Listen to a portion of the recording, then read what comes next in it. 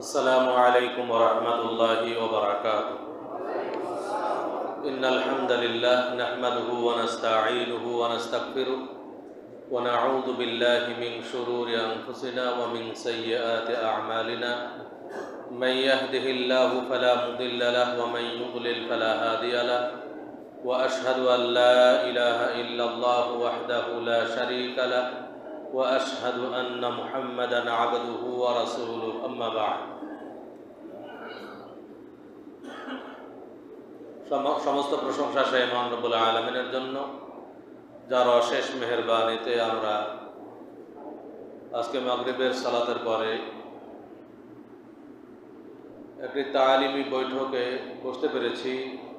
কিছু দ্বীনি আলোচনা করার এবং শোনার তৌফিক পেয়েছি। তাই মহান আল্লাহর শুকরিয়া স্বরূপ সবাই বলি আলহামদুলিল্লাহ। তারপর পরে বর্ষিত হোক অসংখ্য দরুদ ও সালাম প্রিয় নবী বিশ্বনবী রাহমাতুল লিল আলামিন মুহাম্মদ সাল্লাল্লাহু আলাইহি ওয়াসাল্লামের প্রতি। সম্মানিত উপস্থিতি, আমরা যারা এখানে উপস্থিত হয়েছি, আমরা সবাই কি জান্নাতে যেতে চাই? সবাই কি চান? অন্তর থেকে চান না শুধু মুখে মুখে? জান্নাতে যেতে তো সবাই চায়। আপনি যদি এক হিন্দুকেও জিজ্ঞেস করেন, সেও বলবে যে আমি স্বর্গে যেতে চাই, তাই না? সবাই জান্নাতে যেতে চায়। জান্নাতে যাওয়ার জন্য সবাই কাজ করছে বিভিন্নভাবে, কিন্তু শুধু মুখে জান্নাতে যেতে চাই বললেই কি জান্নাতে যাওয়া সম্ভব? কখনোই সম্ভব না। জান্নাতে যেতে চাই বললে জান্নাতের রাস্তায় চলতে হবে। জান্নাতে যেতে চাই বললাম আর আমি জাহান্নামের রাস্তায় চললাম, তাহলে কি জান্নাতে যাওয়া সম্ভব হবে? সম্ভব হবে না। আমরা এখানে যারা আছি, আমরা সবাই মুসলিম, তাই না? আচ্ছা বলো তো, মুসলিম শব্দের অর্থ কি জানেন? মুসলিম শব্দের অর্থ হলো আত্মসমর্পণকারী। আত্মসমর্পণকারী কাকে বলে? আত্মসমর্পণ কার কাছে করেছি আমরা? আল্লাহর কাছে। আল্লাহর কাছে আত্মসমর্পণ বলতে কি বোঝায়? আল্লাহ যা আদেশ করেছেন মেনে নিলাম, যা নিষেধ করেছেন বর্জন করলাম, এর নাম আত্মসমর্পণ। এখন সবাই নিজ নিজকে প্রশ্ন করেন তো, যে আল্লাহ যা আদেশ করেছেন সবগুলো কি মানি আমরা? আমরা তো জান্নাতে যাই বললাম, যে জান্নাতে যেতে চাই সবাই। তা আমি মুসলিম, আল্লাহ যা আদেশ করেছেন আমি কি সবগুলো মানি? মানলে কয়টা মানি আর কয়টা মানি না? আমি মুসলিম, জান্নাতে যেতে চাই, তা আমি মুসলিম, আল্লাহ যা কিছু নিষেধ করেছেন সবগুলো কি বর্জন করি? করলে কয়টা বর্জন করেছি আর কয়টা করিনি? তাহলে নিজের কাছে উত্তর আছে, শুধু জান্নাতে যেতে চাই বললে হবে না। আচ্ছা বলেন তো, বিড়ি সিগারেট জর্দা গোল হালাল না হারাম? এটা বিশ্বাস করেন আপনারা? আচ্ছা, হারাম খাদ্য খেলে কি ইবাদত কবুল হবে? আর হারাম খাদ্য খেলে কি জান্নাতে যাওয়া যাবে? তো এখনই মসজিদে বসে আছেন, এদের মধ্যে আপনাদের মধ্যে এখনই মসজিদ থেকে বের হয়ে একটা সিগারেট খাবেন, সিগারেট ধরাবেন, এরকম মুসল্লিও আছে এখানে। যদি খোঁজ করা হয় পাওয়া যাবে, তাই না? আমার মনে হচ্ছে যে এখনই যদি পকেট চেক করা হয় তো অনেকের পকেট থেকে সিগারেট বের হবে। তাহলে আমরা তো বলছি যে জান্নাতে যেতে চাই, তো জান্নাতে যেতে চাই বললে তো জান্নাতে যাওয়া সম্ভব না। জান্নাতে যেতে চাই বললে হারাম খাদ্য ত্যাগ করতে হবে, তাই না? রাসূলুল্লাহ সাল্লাল্লাহু আলাইহি ওয়াসাল্লামের প্রথম জামানায় মদ হালাল ছিল। সাহাবায়ে কেরাম মদ পান করতেন। যখন মদ হারাম হওয়ার দলিল আসলো, কোরআনের আয়াত নাজিল হলো, এমন কোন সাহাবায়ে কেরাম পাবেন যে সাহাবী বলেছে যে যাই আজকের দিন খেয়ে কালকে থেকে আর খাবো না, এ ধরনের কথা বলেছে? একজনও পাবেন না। আমার বাড়িতে যতটুকু আছে ততটুকু খেয়ে শেষ হলে আর খাবো না, এরকম কেউ বলেছিলেন? বলেননি। বরং ইতিহাস পাবেন, সাহাবায়ে কেরামের জীবনী ঘাটলে এতটুকু পাবেন যে অনেক সাহাবী যারা মদ হারাম হওয়ার আয়াত নাজিল হওয়ার কিছুক্ষণ আগেই মদ পান করেছেন, তো তারা মনে করলেন যে আমি তো অল্প কিছুক্ষণ আগে মদ পান করলাম, এখন তো হারাম, আমার এই পেটে যেটা আছে সেটা তো হজম হয়নি এখন, এখনো তো তাহলে হারাম আছে আমার পেটে, আমার পেটে হারাম থাকতেই পারে না, মুখে হাত ঢুকে দমন করে দিয়েছেন। এর নাম হলো ঈমান, এর নাম হলো ঈমানদার, এর নাম হলো মুসলিম। কিন্তু আমি এমন মুসলিম, আপনারা এমন, আমরা বর্তমান জামানার মুসলিম এমন, যতই যাই বলি না কেন ওটাই একটু পরে যাই আবার শুরু, মানে এক কান্দে শুনলাম আর এক কান্দে বের করে দিলাম। আবার যদি বলি জান্নাতে যেতে চান, কিন্তু হ্যাঁ অবশ্যই জান্নাতে যেতে চাই। শুধুমাত্র জান্নাতে যেতে চাইলে হবে না, বিড়ি, সিগারেট, জর্দা, গুল হারাম, এটা ত্যাগ করতে পারবেন? দেখছেন কেউ ইনশাল্লাহ বলতেছে না, মানে ভয় আছে যে যদি বলি মসজিদে আসি, হ্যাঁ যদি বলি তাহলে তো পরে ধরাইলে আরেক বিপদ। যারা জর্দা খান, জর্দা ত্যাগ করতে পারবেন? হারাম ত্যাগ করতে পারবেন না, তাহলে কেমন ইমানদার হচ্ছেন? ইমানদার শোনা মাত্রই, হারাম শোনা মাত্রই ত্যাগ করবে, এটাই ইমানদারের পরিচয়। আজকে যদি হারাম খাদ্য ত্যাগ করা প্রতিজ্ঞাবদ্ধ হয়ে মসজিদ থেকে বের হতে পারেন ইনশাআল্লাহ, তারপর যদি আপনার মৃত্যু হয় জান্নাতে যাবেন ইনশাআল্লাহ। পারবেন না ইনশাআল্লাহ হারাম ত্যাগ করতে? যারা হারাম খান না তারাই হাত তুলছেন, যারা খান তারা একটা হাত উঠাচ্ছেন না। হারাম ত্যাগ করেন, বিড়ি, সিগারেট, জর্দা, গুল যারা খান, আসলে লজ্জা শরম একটু কম, যাই করেন কিছু হয় না। কি কারণে বলছি? যখন হজ করতে যায় মানুষ, হাজিরা, ওই এয়ারপোর্টে যা জর্দা ধরা পড়ে, এয়ারপোর্টে যা জর্দা ধরা পড়ে, যে জর্দা বেঁধে নিয়ে গেছে, মানে ওখানে যা খাবে, কাবার কাছে যায় জর্দা খাবে। আবার একবার আমি সেই যখন মদিনা ইউনিভার্সিটিতে পড়তাম, হজ্জে আছে 2009 সালে, 2009 সালের হজ্জে বসে আছে আরাফার ময়দানে, দেখছি এক বাংলাদেশি, দাড়ি টাড়ি সব পাকা বাংলাদেশি এক বুড়ো হাজি আরাফার ময়দানে সিগারেট ধরাইল। আরাফার ময়দান, ময়দানটা কোন জায়গা? আরাফার ময়দান, পৃথিবীর সর্বশ্রেষ্ঠ জায়গা যেখানে দোয়া কবুল হয়, সেখানে সিগারেট ধরাইল। তো আমার থেকে অল্প কিছু দূর দূরে দেখতেছি সবাই তার দিকে তাকাচ্ছে যে আরাফার ময়দানে সিগারেট ধরাইছে, আর দেখেই বোঝা যাচ্ছে যে বাংলাদেশি হাজির, চেহারা দেখলেই বলা যায় যে এটা কোন দেশি। আমার একটু লজ্জা লাগলো যে এই লোকটা যদি বাংলাদেশি না হয় অন্য দেশি হইতো, তা আমাদের মান সম্মানটা বাঁচত। আমি একটু আস্তে করে তার কাছে গেলাম, গিয়ে তাকে আস্তে করে বলছি, চাচা আপনি বাংলাদেশ থেকে এত টাকা পয়সা খরচ করে হজ করতে এসেছেন, আজকের একটা দিন সিগারেট ছাড়তে পারলেন না? তো ওই বড় হাজি আমার সাথে একটা কথাও বললো না, সিগারেটটা ফেলেও দিল না, টাইনা শেষ করে ছাড়লো। তাহলে বুঝেন এর কোনো লজ্জা শরম আছে? লজ্জা শরম কিছু নাই। ওই আজকে একই অবস্থা, যাই বলি না কেন, যতই জাহান্নামের ভয় দেখান, কোনো কাজ হবে না, একটু পরে যা সিগারেট ধরাবে, মানে লজ্জা নেই। যখন রমাজান মাস আসে, সাহারি খাইলেন, ইবাদত করবেন কত আশা নিয়ে, একবার সুবহে সাদিক থেকে সূর্যাস্ত পর্যন্ত পানাহার থেকে বিরত থাকবেন, সব কিছু থেকে বিরত থাকবেন, কত কষ্ট করবেন, কিন্তু মনে করছেন সারাদিন তো খাওয়া হবে না, সাহারি, আপেল, কমলা যাই খান না কেন, যত ভালো জিনিসই খান, কিন্তু শেষ টানটা সিগারেটে, তাই না? তাহলে শেষ টান হবে সিগারেটে। আবার অপেক্ষা করছে কখন একটু ইফতার করবো আর একটা সিগারেট ধরাবো। অনেক সময় মসজিদে, অনেক গ্রামের মানুষের অনেক সময় মসজিদে সবাই মিলে ইফতার করে, তো মসজিদে ইফতার করতে আসে পকেটে সিগারেট বেঁধে নিয়ে, যে ইফতার করেই সিগারেট ধরাইতে হবে, মাগরিবের নামাজ পড়েই সিগারেট ধরাইতে হবে। তাহলে এই যদি অবস্থা হয়, তাহলে কি জান্নাতে যাওয়া সম্ভব?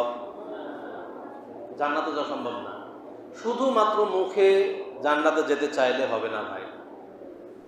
আজকে দেখেন অনেক যুব সমাজ যারা সালাত জামাত চলে আর মসজিদের বারান্দার সামনে দিয়ে হেঁটে চলে যায়, শুধুমাত্র জামাতে শরীক হবে, এতটুকু তৌফিক হয় না। আচ্ছা, সালাত আদায় না করলে সে জান্নাতে যেতে পারবে? আপনি তো বলছেন যে আমি মুসলিম, জান্নাতে যেতে চাই, আপনি সালাত আদায় করেন না, তা আপনি কিভাবে জান্নাতে যাবেন? শুধু মুখে বললেই হবে নাকি কাজ করতে হবে? কাজ করতে হবে। আল্লাহ তাআলা জান্নাতের অফুরন্ত নিয়ামতের বর্ণনা দিয়েছেন। জান্নাতের নিয়ামতের শেষ নেই, এত নিয়ামত। জান্নাতের নিয়ামত সম্পর্কে বলতে গেলে বহু কথা বলার দরকার, শুধু একটা কথা বলেই শেষ করি। রাসূলুল্লাহ সাল্লাল্লাহু আলাইহি ওয়াসাল্লাম বলছেন, জান্নাত এত সুখের জায়গা, মা লা আইনুন রাআত, যা কোনো চোখ কখনো দেখেনি, ওয়ালা উযুনুন সামিআত, কোনো কান কখনো শুনেনি, ওয়ালা খাতারা আলা কলবি বাশার, জান্নাত এত সুখের জায়গা যে কোনো অন্তর কখনো কল্পনাও করতে পারেনি, পারবেও না। আমার আপনার অন্তর যতই কল্পনা করুক না কেন যে জান্নাত এত এত সুখের জায়গা, তার চাইতে জান্নাত অনেক অনেক অনেক গুণ বেশি সুখের জায়গা হবে। আমাদের কল্পনাতে আসবে না যে জান্নাত কত সুখের জায়গা হতে পারে। এত সুখের জায়গা আপনি অর্জন করবেন আর কোনো ত্যাগ স্বীকার করবেন না, তাহলে জান্নাতের সম্ভব হবে? কখনোই সম্ভব হবে না। আজকে দেখেন, দুনিয়াতে একটা চাকরি পাওয়ার জন্য কত কিছু করছি না। আজকে যারা ভালো ছাত্র, তারা বিসিএস ক্যাডার হওয়ার জন্য কঠোর পরিশ্রম করে। বিসিএস ক্যাডার হতে হবে, কেন করে? তার টার্গেটটা কি? তার টার্গেট হলো যে বিসিএস ক্যাডার হতে পারলে একটা সরকারি চাকরি পাওয়া যাবে। যদি সরকারি একটা চাকরি পাওয়া যায়, তাহলে আমার দুনিয়ার জীবনটা সুন্দর চলবে। তো দুনিয়ার জীবনটাকে সুন্দর করার জন্য বিসিএস ক্যাডার হওয়ার জন্য কঠোর পরিশ্রম করছে। যেই দুনিয়ার জীবনকে সুন্দর করার জন্য কঠোর পরিশ্রম করল, সেই দুনিয়ার জীবনের কি কোনো বিশ্বাস আছে? এক সেকেন্ডের বিশ্বাস নাই। তো যেই জীবনের কোনো এক সেকেন্ডের বিশ্বাস নাই, সেই জীবনে সুখ লাভের জন্য এত পরিশ্রম করলাম, পরকালীন জীবনের কি কোনো শেষ আছে? কোনো শেষ নাই, অনন্তকাল। সেই স্থায়ী জীবন, চিরস্থায়ী জীবন, পরকালীন জীবন, সেই জীবনে সুখ লাভের জন্য কতটুকু মেহনত করছি, পরিশ্রম করছি, নিজেকে প্রশ্ন করি। দুনিয়াবী জীবনে সুখ লাভের জন্য তো বহু মেহনত করছি, অনেক শ্রম দিচ্ছি। কিভাবে ব্যবসা করব, কত টাকা পয়সার মালিক হব, বাড়ি বানাতে হবে, গাড়ি বানাতে হবে, অনেক চেষ্টা পরিশ্রম করছে, অনেক অর্থ ব্যয় করছে এর পিছনে। কিন্তু যেই জীবন অনন্তকাল জীবন লাভ করব, চিরস্থায়ী জীবন, সেই জীবনে সুখ লাভের জন্য আমরা কতটুকু পরিশ্রম করছি, মেহনত করছি, এটা নিজেকে প্রশ্ন করলে নিজের কাছে উত্তর আছে। নিজে সংশোধন হয়ে যাওয়ার চেষ্টা করতে হবে। জান্নাত আপনাকে অন্য কেউ টেনে নিয়ে যাবে না। আপনার জান্নাতের পথ আপনাকেই পরিষ্কার করতে হবে। যদি আপনি না ব্যাক করতে ব্যর্থ হন, তাহলে কিয়ামতের দিন যখন আপনার পরিণাম জাহান্নাম হবে, তখন আফসোস হবে যে হায়, দুনিয়াতে কি করেছিলাম।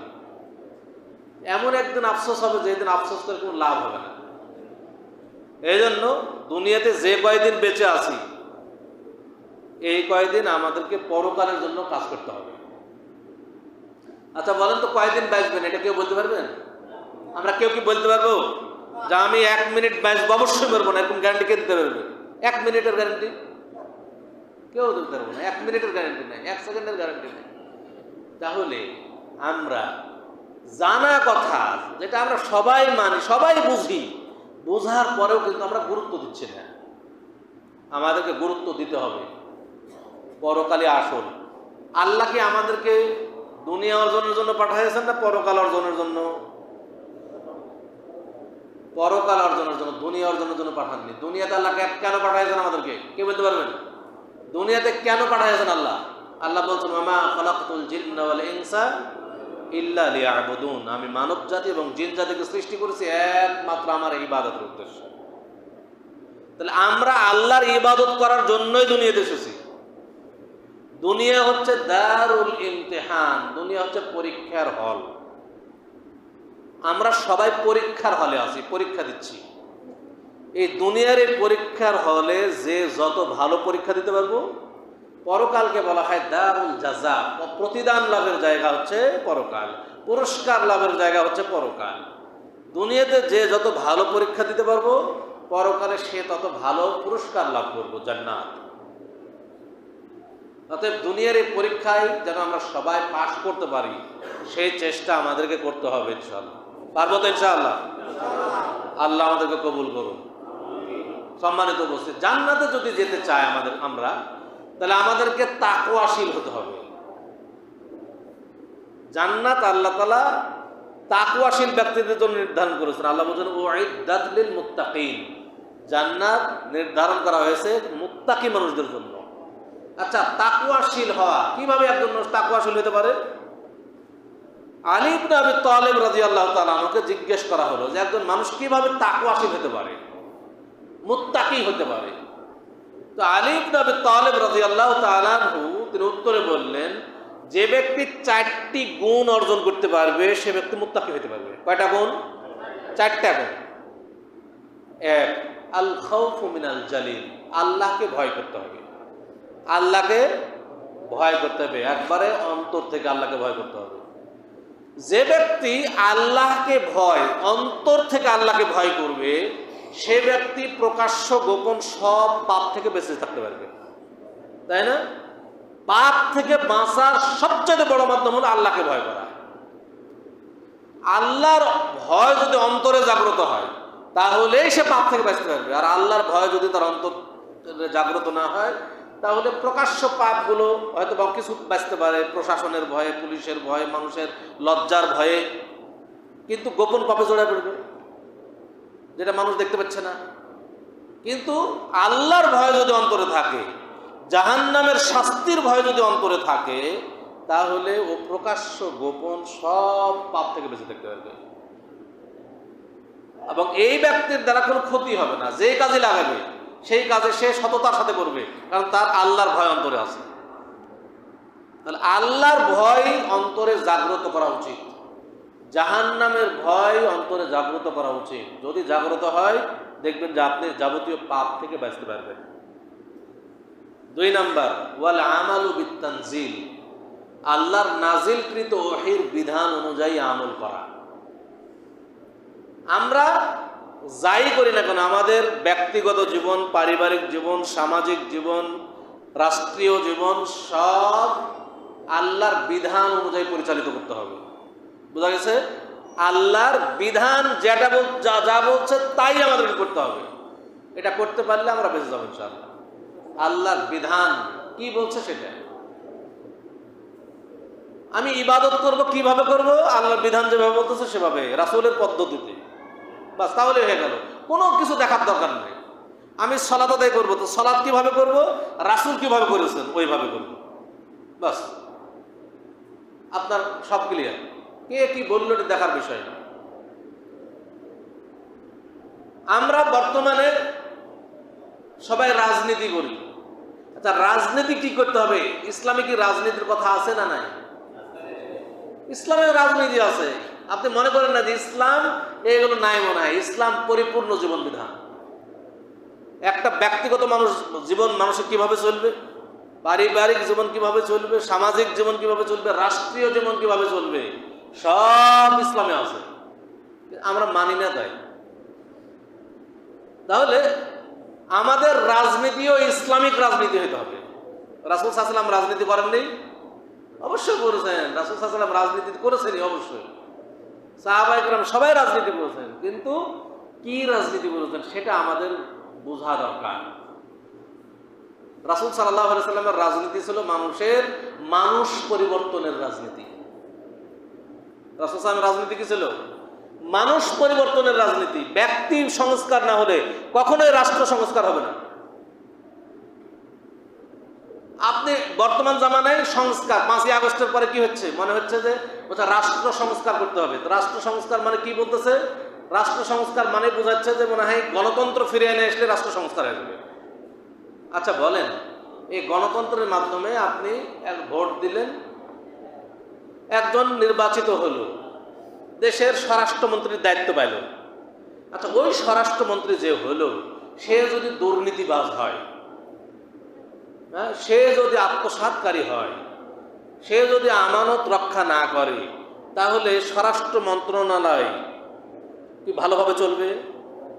স্বরাষ্ট্র মন্ত্রণালয়ের যে খেদমত সেটা কি জনগণ সুষ্ঠুভাবে পাবে? পাবে না।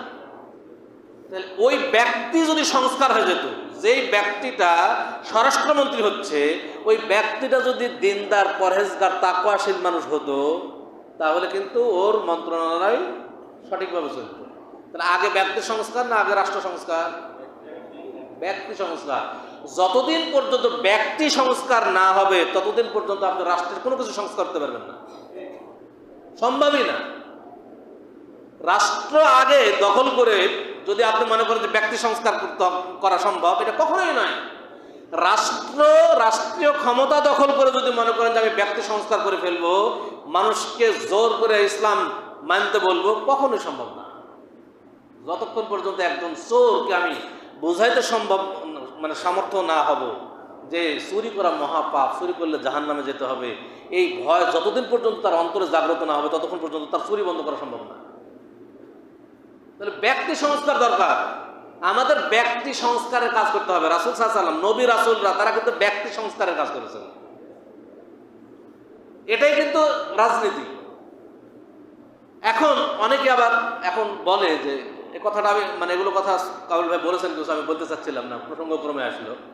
অনেকে আবার বলে যে এখন যদি রাষ্ট্র ক্ষমতা না হতো রাষ্ট্র চলবে কি করে? নির্বাচন তো হইতে হবে, হ্যাঁ, রাষ্ট্রে যাইতে হবে ক্ষমতায় না বলে কিভাবে পরিবর্তন সম্ভব? এটা তো গণতান্ত্রিক রাষ্ট্র। আচ্ছা বলেন, নির্বাচন পদ্ধতি, নির্বাচন আল্লাহ রাসূল সাল্লাল্লাহু আলাইহি ওয়াসাল্লামের জামানা থেকে জামানা পর্যন্ত ছিল নাকি ছিল না? নির্বাচন সব জামানায় আছে। নেতৃত্ব নির্বাচন ছাড়া তো দেশ চলবে না। নেতৃত্ব নির্বাচনের জন্য আমাদের কোন পথটা করতে হবে? আমাদের বর্তমান বিশ্বে যদি শাসন ব্যবস্থা দেখি তাহলে তিনটা শাসন ব্যবস্থা আমরা দেখতে পাবো। মনে রাখেন কয়টা শাসন ব্যবস্থা? তিনটি। এক, রাজতন্ত্র। দুই, গণতন্ত্র। তিন, ইসলামী খেলাফত। রাজতন্ত্র, গণতন্ত্র আর ইসলামী খেলাফত। রাজতন্ত্র ইসলাম সাপোর্ট করে না, গণতন্ত্র ইসলাম সাপোর্ট করে না। গণতন্ত্র, যেটা ভাই বলেছেন, গণতন্ত্র কখনোই ইসলাম সাপোর্ট করে না। গণতন্ত্র তো শিরকি তন্ত্র, এই তন্ত্র তো কখনোই ইসলাম সাপোর্ট করতে পারে না। ইসলাম সাপোর্ট করে কোনটা? ইসলামী খেলাফত, যেটার হাদিস বলা হচ্ছে।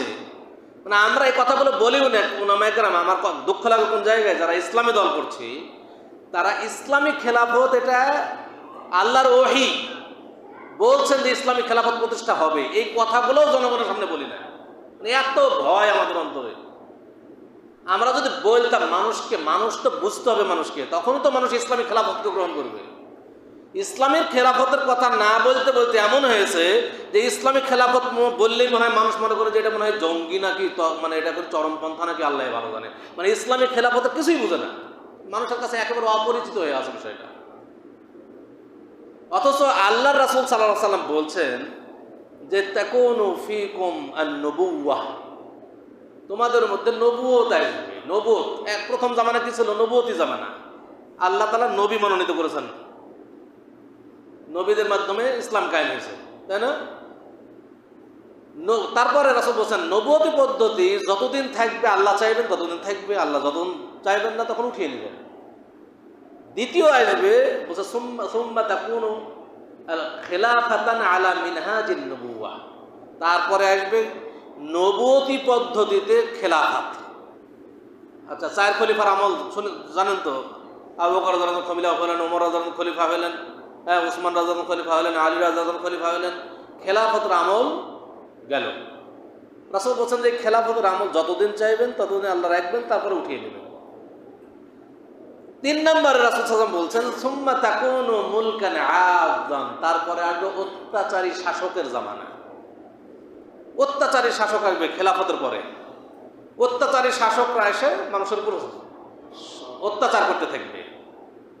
বলছে যে আল্লাহ তাআলা যতদিন চান এই অত্যাচারী শাসককে রাখবেন, যখন চাইবেন না তখন উঠিয়ে নেবেন। সেটা উঠে গেছে। চার নম্বরে আল্লাহ রাসূল বলছেন সুম্মা তাকুনু মুলকান জাবারিয়াতান, এরপর আসবে জবরদখলকারী শাসক। কি? জবরদখলকারী শাসক। আল্লাহ রাসূল বলছেন এটা আল্লাহর ওহী। আল্লাহ রাসূলের প্রত্যেকটা কথা কি? আল্লাহর ওহী। আল্লাহ রাসূল বলছেন এরপর আসবে জবরদখলকারী শাসকের জামানা। বর্তমান জামানা এটা। বর্তমান জামানা কোন জামানা? এই 4 নাম্বার জামানা, জবরদখলকারী শাসক। এটা কিন্তু হচ্ছে। আল্লাহ রাসূল বলছেন যে এটা যতদিন আল্লাহ চান ততদিন রাখবেন, তারপরে আল্লাহ উঠিয়ে নেবেন। তারপরে বলছেন সুম্মা তাকুনু খিলাফাতান আলা মিনহাজিন নবুওয়াহ, এই জবরদখলকারী শাসকের পরে আবারও খিলাফত আসবে নবুয়তি তরিকায়। নবুয়তি তরিকা বলতে কি বোঝায়? নবুয়তি তরিকা মানে সিলেকশন পদ্ধতি, ইলেকশন পদ্ধতি নয়। সিলেকশন আর ইলেকশন। নবুয়তি তরিকা মানে সিলেকশন পদ্ধতি। কেউ ভোট চাইবেন আমাকে ভোট দাও, জনগণের ভোট ভিক্ষা করবে না। গুণীজনরা সিলেকশন করবেন কাকে দিলে দেশ চলবে ভালো, কাকে খলিফা বানানো যায়, সিলেকশন পদ্ধতি। ওই জন্য বলেছে আলা মিনহাজিন নবুওয়া, নবুয়তি পদ্ধতিতে আবার খেলাফত আসবে। সুম্মা সাকাতা, এই কথা বলে আল্লাহ রাসূল চুপ হয়ে গেলেন। মানে শেষ জামানায় আবার খেলাফত প্রতিষ্ঠিত হবে, এটা আল্লাহর রাসূলের কথা এবং এটা আল্লাহর ওহী। তাহলে বলেন আমাদের কি খেলাফতের কথাই সবার মুখে, খেলাফত প্রতিষ্ঠার কথা যদি আমরা না বলি, জনগণকে যদি খেলাফত কি জিনিস সেটা না বুঝাইতে পারি, তাহলে কি খেলাফত হবে?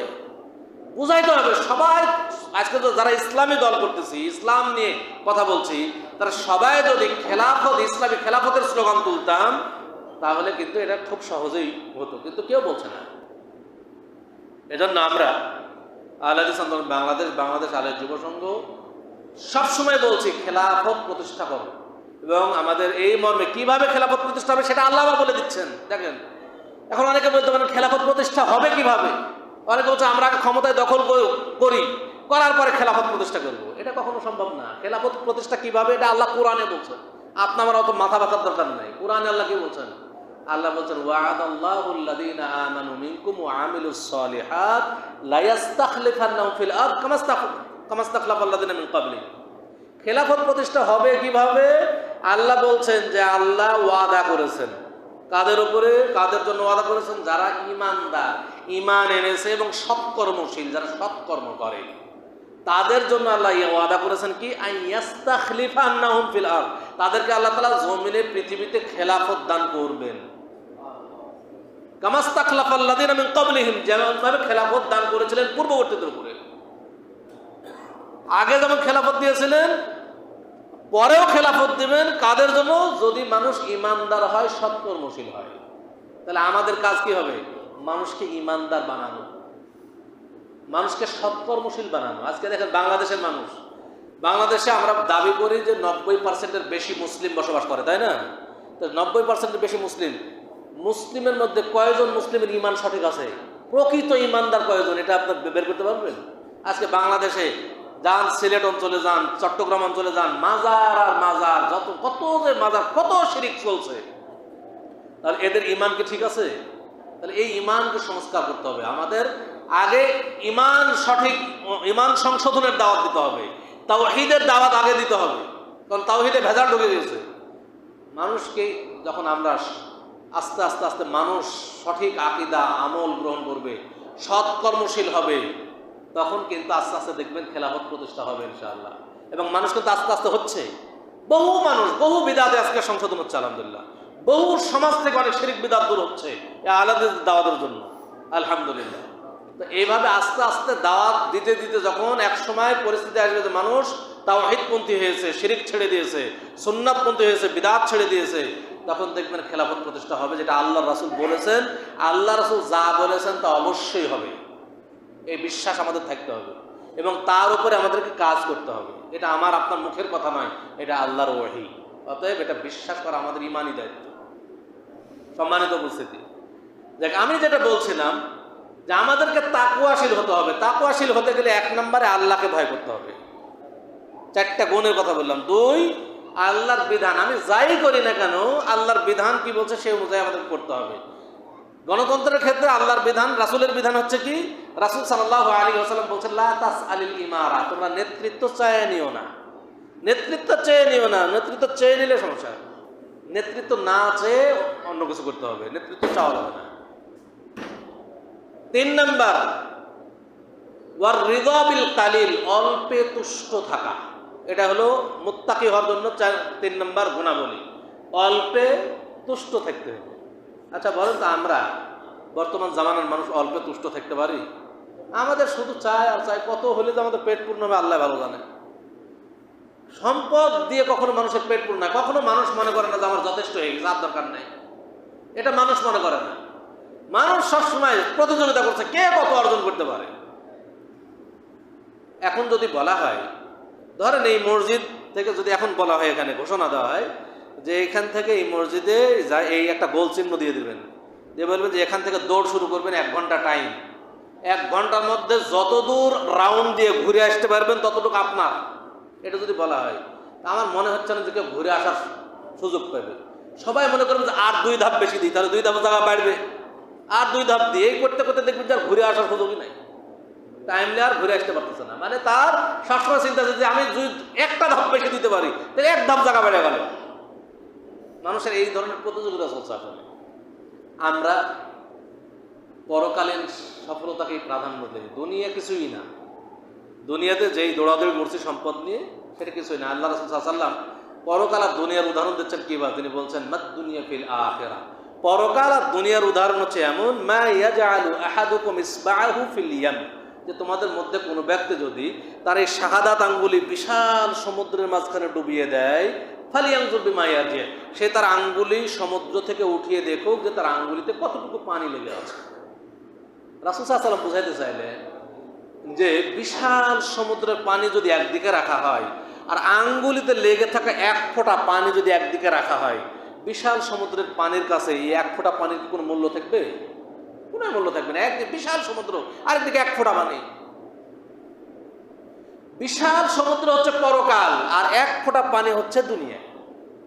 আমরা দুনিয়ার মানুষ এই 1 ফোঁটা পানি নিয়ে কাড়াকাড়ি করছি, সবাই 1 ফোঁটা পানির পেছনে ছোটাছুটি করছি, অথচ বিশাল সমুদ্র আমাদের সামনে আছে, ওইদিকে আমরা খুব কম মানুষ দৌড়াচ্ছি। আমাদের উচিত ছিল বিশাল সমুদ্রের দিকে যাওয়া, কিন্তু ওইটা যাচ্ছে না, আমরা 1 ফোঁটা পানি নিয়ে দৌড়াদৌড়ি করতেছি। সম্মানিত উপস্থিতি, সবাই আমরা বিবেকবান মানুষ, আমরা ভালো মন্দ সব বুঝি, দুনিয়াবি ভালো মন্দ সবাই বুঝি, কিন্তু পরকালীন ভালো মন্দ আমরা বুঝতে চাচ্ছি না। এটা আমাদের জন্য পরকালে ভয়াবহ আকার ধারণ করবে। আমরা দুনিয়াবি স্বার্থ যেমন বুঝি, পরকালীন স্বার্থটা একটু বোঝার চেষ্টা করি। 3 নম্বর বললাম। 4 নম্বর ওয়াল ইস্তি'দাদু লিয়াউমির রাহিল। 4 নম্বর গুণাবলী হলো কিয়ামত দিবসের জন্য প্রস্তুতি গ্রহণ করা।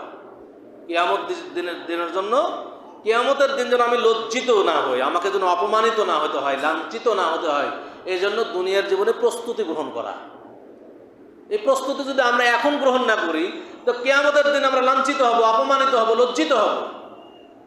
তখন আফসোস হবে যে হাই কি করেছি দুনিয়াতে। এই আফসোস যেন করতে না হয়, এজন্য দুনিয়াবী জীবনে যতদিন বেঁচে আছি আমরা কাজ করবো ইনশাআল্লাহ। এখন প্রস্তুতি বলতে কি, অনেক মানুষ কি করে জানেন? প্রস্তুতি গ্রহণ করে। কেউ হজ্জে যাচ্ছে, এবার কাফনের কাপড় কিনে তার হাতে দিয়ে বলছে যে বাবা আমার জমজমের কাপড় পানি দিয়ে একটু কাফনটা ধুয়ে নিয়ে এসে দিও। মানে ওর প্রস্তুতি ওইটা, জমজমের পানি দিয়ে কাফন ধুলেই মনে হচ্ছে যে ও মানে আর কোনো স্বাস্থ্য টাস্থ্য কিছুই হবে না। আচ্ছা বলেন, আকীদা আমল যদি ঠিক না থাকে, জমজমের পানি দিয়ে কাফনের কাপড় ধুয়ে কোনো লাভ আছে? আপনার যদি কাবার নিচেও ঢোকাই দেওয়া হয়, আপনার লাভ হবে? কোনো লাভ হবে না। আপনার আকীদা আমল ঠিক নেই। প্রস্তুতি আপনাকে আকীদা আমল ঠিক করেন। জমজমের কাপড় পানি দিয়ে মানে কাফনের কাপড় ধুইতে হবে, এটা আপনার কে বলেছে? কোনো দরকার নেই। তো এগুলো করার কোনো প্রয়োজন নেই। প্রস্তুতি গ্রহণ করতে হবে আমাদেরকে। আমরা যা কিছু করছি, বলছি, দেখছি, শুনছি, সবই আল্লাহ দেখছেন। আমরা সবসময় আল্লাহর সন্তুষ্টি, যেই কাজে আল্লাহ সন্তুষ্ট হবেন সেটা আমরা করব, এটা প্রস্তুতি। আল্লাহ যেটাতে অসন্তুষ্ট হন সেটা থেকে বিরত থাকব, তাহলে প্রস্তুতি গ্রহণ হচ্ছে। আল্লাহ দেখতেছেন যে এই কাজ করলে আল্লাহ অসন্তুষ্ট হন, বিরত থাকবো। এই কাজ করলে আল্লাহ সন্তুষ্ট হবেন, ওটাই করব। তাহলে আপনার জান্নাতে পরকালের পথ সুন্দর হবে ইনশাআল্লাহ। আমাদের মূল টার্গেট থাকতে হবে জান্নাত। সাহাবায়ে কেরাম দেখেন, সাহাবায়ে কেরাম তারা সকলেই কিভাবে জান্নাত হাসিল করা যায় এই চেষ্টায় তারা ব্যস্ত থাকতেন। কিভাবে জান্নাত হাসিল করা যায়, যেমন উদাহরণস্বরূপ বলি, একটা ঘটনা দেখেন, কত চমৎকার ঘটনা। রাসূলুল্লাহ সাল্লাল্লাহু আলাইহি ওয়াসাল্লাম যখন মদিনায় থাকতেন, মদিনায় বসবাস করতেন, মদিনায় একটা এতিম বালক ছিল রাসূল সাল্লাল্লাহু আলাইহি ওয়াসাল্লামের জীবদ্দশাতে। এতিম বালকটার একটা ছোট্ট খেজুরের বাগান ছিল। তো ছোট্ট খেজুরের বাগান, আর ওর খেজুরের বাগানের পাশেই অন্য একজন ব্যক্তির বিশাল এক খেজুরের বাগান। তো ছোট্ট ওই এতিম বালকটি তার ছোট্ট খেজুরের বাগানটি একসময় মনে করলো যে এটা সে বাউন্ডারি দিবে, ঘিরে দিবে। যখন বাউন্ডারি দিতে গেল, দেখা গেল যে পার্শ্ববর্তী বড় বাগানের মালিকের লাগানো একটা গাছ মাঝখানে পড়ে যায়। ওই গাছটার জন্য স্যার সোজা করে বাউন্ডারি দিতে পারছে না। এতিম বালকটি ওই বড় বাগানের মালিককে বলছে যে আপনার তো অনেক গাছ, একটা গাছ যদি আমাকে দিয়ে দিতেন তাহলে আমার খুব উপকার হতো, একটা গাছ দেন, দান করে দেন। তো বড় বাগানের মালিকটি বলছে না, আমি একটা খেজুর গাছ দিতে পারবো না, দেবো না তোমাকে। তো এতিম বালকটি বলছে যে আপনি যদি এমনিতেই না দেন তো আপনি বিক্রি করেন, কত দাম নেবেন বলেন, আমি তাহলে কিনে নিই, কিনে নিয়ে গাছটা কেটে আমি বাউন্ডারি দিই, তো আমি তোমার কাছে বিক্রিও করবো না। তো এই ঘটনা এতিম বালকটা রাসূল সাল্লাল্লাহু আলাইহি ওয়াসাল্লামকে গিয়ে বলল যে হে আল্লাহ রাসূল সাল্লাল্লাহু আলাইহি ওয়াসাল্লাম, এই একটা গাছের জন্য আমার খুব সমস্যা হচ্ছে, আমি দিতে বললাম তাও দিল না, বিক্রি করতে বললাম বিক্রিও করলো না। তো রাসূলুল্লাহ সাল্লাল্লাহু আলাইহি ওয়াসাল্লাম ওই বড় বাগানের মালিককে ডাকলেন, যে একটা খেজুরের গাছ দিতে চায়নি, তাকে বলছেন যে ডেকে বলছেন যে তোমার তো অনেক গাছ, একটা খেজুরের গাছ দিয়ে দাও এতিম বালকটিকে। তো রাসূলের কাছেও তিনি বলছে, সে বলছে যে না আল্লাহ রাসূল, আমি দেবো না। রাসূল সাল্লাল্লাহু আলাইহি ওয়াসাল্লাম দ্বিতীয়বার বললেন তুমি একটা খেজুরের গাছ এতিম বালকটিকে দিয়ে দাও। দ্বিতীয়বার একই উত্তর দিল, না আল্লাহ রাসূল সাল্লাল্লাহু আলাইহি ওয়াসাল্লাম, আমি দেবো না।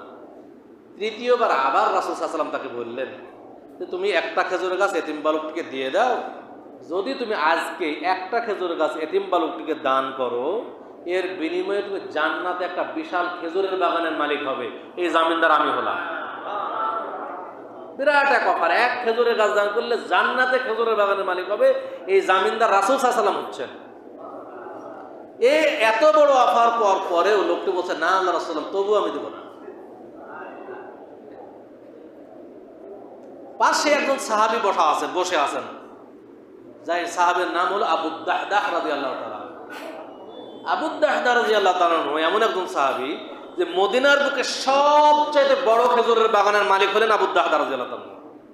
ওনার মতো এত বড় বাগান আর কারো নাই, এবং সবচেয়ে মদিনার বুকে সবচেয়ে উন্নত জাতের খেজুর চাষ হতো আবু দাহদাহ রাদিয়াল্লাহু তাআলার বাগানে।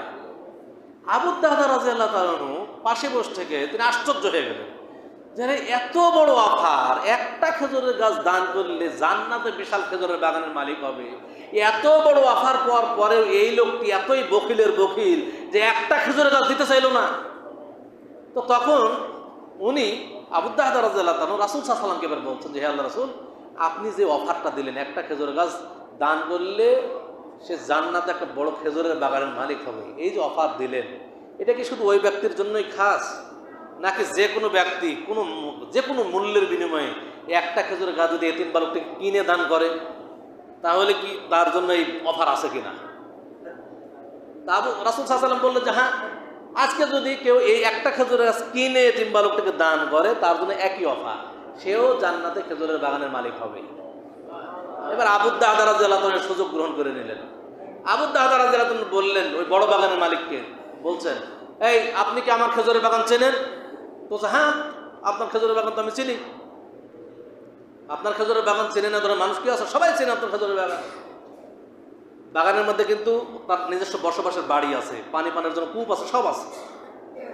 আবু দাহদাহ বলছেন যে ঠিক আছে, তুমি একটা খেজুরের গাছ আমার কাছে বিক্রি করে দাও, বিনিময়ে আমার পুরা বাগানের মধ্যে আমার বসবাসের যে বাড়ি আছে সে বাড়ি, পানির জন্য যে কূপের ব্যবস্থা আছে সে কূপ, সব কিছুর বিনিময়ে একটা খেজুরের গাছ আমার কাছে বিক্রি করে দাও। তো ব্যক্তি বলছে যে আপনার কি মাথা ঠিক আছে, মস্তিষ্ক? তো আমি সুস্থ মস্তিষ্ক বলছি, তুমি আমার সব কিছুর বিনিময়ে আমার পুরা বাগান, বাড়ি, কূপ, সব কিছুর বিনিময়ে একটা খেজুরের গাছ আমার কাছে বিক্রি করে দাও। তো ব্যক্তি রাজি হয়ে গেল। আবু দাহদাহ রাদিয়াল্লাহু তাআলা সব কিছুর বিনিময়ে একটা খেজুরের গাছ কিনে নিলেন, নিয়ে এতিম বালকটিকে দান করে দিলেন। এইবার আবু দাহদাহ রাদিয়াল্লাহু তাআলা বাড়ি ফিরে গেলেন। তো বাড়িতে আর প্রবেশ করছেন না, বাড়ির দরজা থেকে তার স্ত্রীকে ডাকছেন, ইয়া উম্মাদ দাহদাহ, হে দাহদাহের মা, তুমি বাড়ি থেকে বেরিয়ে আসো। তো উম্মু দাহদাহ রাদিয়াল্লাহু তাআলা ভেতর থেকে বলছেন কি হলো, আপনি বাড়িতে প্রবেশ করছেন না কেন? তো বলছে যে আবু দাহদাহ রাদিয়াল্লাহু তাআলা বললেন বাহির থেকে যে আমি বাড়িতে প্রবেশ করবো না, আমার এই বাগান বাড়ি আমি সব বিক্রি করে দিয়েছি, তুমি জামা কাপড় যা আছে সেগুলো নিয়ে বের হয়ে আসো। উম্মু দাহদাহ রাদিয়াল্লাহু তাআলা ভেতর থেকে বললেন এত বড় বাগান বাড়ি আপনি কিসের বিনিময়ে বিক্রি করলেন? আবু দাহদাহ রাদিয়াল্লাহু তাআলা বাহির থেকে বললেন আমি জান্নাতে একটা খেজুরের বাগানের বিনিময়ে দুনিয়ার এই বাগান বাড়ি আমি বিক্রি করে দিয়েছি। সম্মানিত উপস্থিতি, সাথে সাথে তার স্ত্রী বলে উঠলেন যে আপনার ব্যবসা খুব লাভজনক হয়েছে, আপনার ব্যবসা খুব লাভজনক হয়েছে, আপনার ব্যবসা খুব লাভজনক হয়েছে, বলতে বলতে বাড়ি থেকে বের হয়ে আসলেন। দেখুন তাদের ঈমান, যে একটা তার স্ত্রী পর্যন্ত কত ঈমানদার, তিনি বুঝতে পারলেন যে আসলে এটাই তো সফলতা। দুনিয়ার বাগান বাড়ি কি করবো, জান্নাতে যদি একটা খেজুরের বাগানের মালিক হওয়া যায়, তো দুনিয়ার বাগান বাড়ি কি করবো, এটাতে কি হবে? আমি তো চাই জান্নাত। জান্নাতের জন্য তারা সব ত্যাগ করেছেন, একটা সেকেন্ডের জন্য চিন্তা করেননি যে আমি সব কিছুর বিনিময়ে একটা খেজুরের গাছ কিনে দান করব, আমি কোথায় থাকবো, কি খাবো, এটা এক সেকেন্ডের জন্য চিন্তা করেননি। দুনিয়া তো ক্ষণস্থায়ী, আজ আছে এক সেকেন্ড পর নাই। অতএব আমার চাই জান্নাত, আমাকে জান্নাতে পৌঁছতে হবে। যেহেতু রাসূল অফার দিয়েছেন, আমি সব কিছুর বিনিময়ে একটা খেজুরের গাছ দান করে দিলাম, এর বিনিময়ে আমার জান্নাত নিশ্চিত হয়ে গেল। আল্লাহ রাসূল জামিনদার হয়েছেন, মানে আমার জান্নাত নিশ্চিত, আমি জান্নাতে খেজুরের বাগানের মালিক হব। এবং তারপরে ওই তার স্ত্রী বাহিরে বের হয়ে এসে চিৎকার করছেন আর বলছেন, এত খুশি হয়েছেন, খুশিতে বাগ বাগ হয়ে একটা বাক্য বারবার উচ্চারণ করছিলেন। তিনি বলছেন, কি আমাদের কতই না সৌভাগ্য যে আমরা জান্নাতে খেজুরের বাগানের মালিক হব, আমাদের কতই না সৌভাগ্য যে আমরা জান্নাতে খেজুরের বাগানের মালিক হব। যে জান্নাতের একটা খেজুরের গাছের ছায়া একটা দ্রুতগামী ঘোড়া 100 বছরে পাড়ি দিতে পারবে না, আমরা একটা খেজুরের বাগানের মালিক হব। এই কথা বলছেন তাই খুশি হয়ে। সম্মানিত উপস্থিতি, অতএব আমরা সবাই চেষ্টা করব কিভাবে পরকাল হাসিল করা যায়। দুনিয়াকে এত প্রাধান্য দেওয়ার দরকার নাই, দুনিয়া ক্ষণস্থায়ী। দিন ঠিক রেখে আপনি দুনিয়াতে যা করেন করেন, দুনিয়া অর্জন করেন, কিন্তু আপনার দিন ঠিক রাখেন আগে। আলহামদুলিল্লাহ, যারা লেখাপড়া করেন, যাদের সন্তানাদি আছে, তাদেরকে দিন শিক্ষা দান করেন। আপনার সন্তান যেন দিনদার হয়, আপনার সন্তান যেন ফাসেক ফাজের না হয়। আমরা সবাই এই হারাম খাদ্য ত্যাগ করি। আজকে দেখেন, সব কিছু দিয়ে দিতে পারলেন জান্নাতের আশায়, আমরা জান্নাতের আশায় কি হারাম খাদ্য ত্যাগ করতে পারি না? বিড়ি সিগারেট জর্দাগুল ত্যাগ করতে পারি না? প্রতিজ্ঞা করে বের হই, তওবা করি আল্লাহর কাছে যে আল্লাহ, যা খেয়েছি ইতিপূর্বে আর কোনোদিন খাবো না, আল্লাহ তুমি আমাকে তৌফিক দান করো, আমি আর কখনোই হারাম খাদ্য খাবো না। এই প্রতিজ্ঞা করতে পারবো ইনশাআল্লাহ। আল্লাহ তাআলা আমাদের সকলকে তৌফিক দান করুন, আমিন। আজকের আলোচনায় আর আলোচনা বাড়ানোর সুযোগ নাই। আল্লাহ তাআলা